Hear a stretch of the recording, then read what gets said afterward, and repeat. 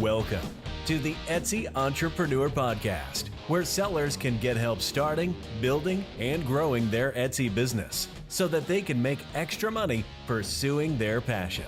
Are you ready to get the tips and strategies you need to be successful? Then let's get started. Here is your host, a top 1% full-time Etsy seller, LL. Hey guys, what is up? Welcome back to the Etsy Entrepreneur Podcast. Glad to be back with you guys. Hopefully you're all doing well, hanging in there, and staying positive. So today's topic, what I want to talk about is how to add value to your listings so you can increase your sales and revenue, which is always our ultimate goal, right? You know, creating stuff is awesome. Making stuff that people buy is awesome, but that will be short-lived if we don't sell enough products and make enough money doing, our DIY craft maker business through Etsy. So I want to help you guys add a little bit more value to your listings to get more sales, increase revenue, and really get your shop thriving. So I got 5 tips for you today on exactly how to do that. So without further ado, let's just dive right in and start getting these nuggets out there for you guys. So the first one is pricing.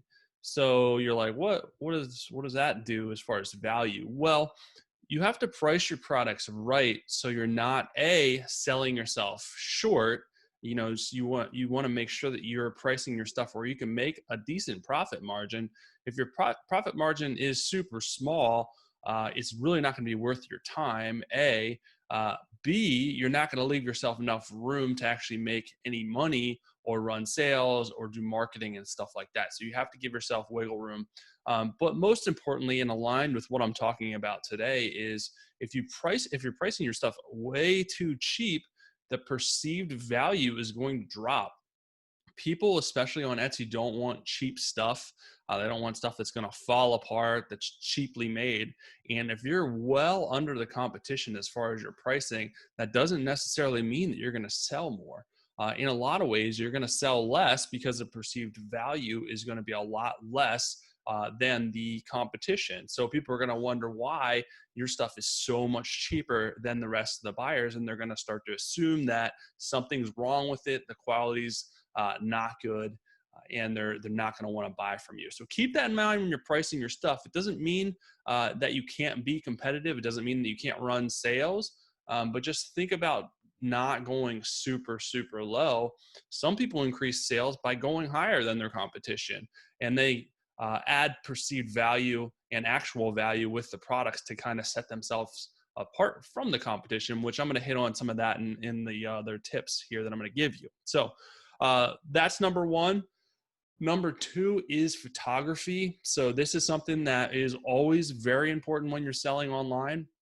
And it is a way that you can set yourself apart from the competition if you're putting a lot of time in creating really nice photos. So you want to make sure that your lighting's good. You want to make sure you're showing all the details, all the nooks and crannies, all the good stuff of how your stuff is made. You're getting close-up pictures so people can see that it is a high-quality item, that there is a lot of value built in. Make sure you're getting enough pictures, every angle, preferably the item in use or in its natural setting. That will help the value or added value of your listing immensely if you're taking a lot of time to do high quality photos. It takes practice. You're not going to get it perfect. I've changed my photos lots and lots and lots of times before I started to learn the tips and tricks to make it a little bit easier and to get higher quality photos. It's more about the lighting than anything. You don't need a fancy camera. A lot of people waste a lot of money on a fancy camera. Don't worry about that. Just, you've got to get the lighting right. Whether you're using natural lighting or a light box or a light kit, you got to mess around with it and do a lot of testing to make sure that you get the lighting right, and then continue to tweak and get better at it. Like anything, practice makes perfect. So number 3 is going to be extra features, add-ons, so to speak, with your item. So is there stuff that you can include with your item that adds to the value of that item. Maybe it's something that your competition's not doing. If you're selling a piece of jewelry, maybe you include a small jewelry bag that has your emblem, your logo on it, or maybe it's a jewelry case. Maybe it's just a sticker, of your brand, of your logo, um, something like that. If you sell, like creams or I don't know, creams or smelly stuff to make people smell good.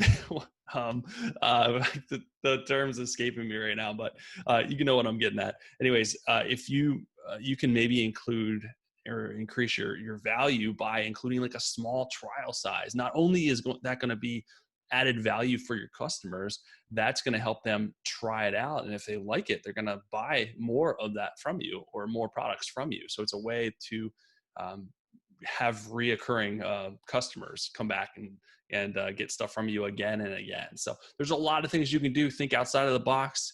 You want to make sure it's cost effective. Don't do anything crazy, but there's a lot of little tweaks that you can do that costs barely anything that's going to really raise the value of your item.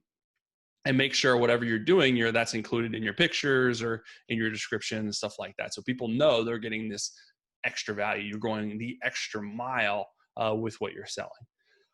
The next thing is your description. Tip number 4, your description. So make sure that in your description, you're not just having one sentence or a couple of words and being lackadaisical about your description. You need to make sure that you're painting your item, whatever you're selling, in a positive light. Use descriptive buzzwords when you're describing your item, so people know that it sounds really good what you're selling. You're taking a lot of pride in what you're selling. You're describing it in detail with these buzzwords that's going to make people want to buy it. So it's your chance to really sell the customer on buying from you if they're reading your description. So use words like superior quality, handcrafted, amazing attention to detail, stuff like that as you're describing your item. You want to also put, what the item is, who would be the best person to buy the item, what do they use it for, what are the specific details and specs of the item. Everything that you can fit in there that helps describe your item and paint your item in a positive light. Use your description to your advantage. A lot of people just jump right over the description, put a couple words in it. People do read that, and if you only have a couple words like this is my basket, buy it, people aren't going to buy it. So take the extra time, have a nice description, use a lot of high quality words in there describing your high quality product. All right, tip number 5, good reviews. So that's easier said than done, right? I know good reviews are really important, but you're like, well, I don't have any reviews, so how are good reviews going to help me when I don't have barely any reviews yet or any reviews yet? Well, you want to work towards having good reviews, and how you get good reviews is making sure that you're selling high quality products to begin with, offering high quality customer service.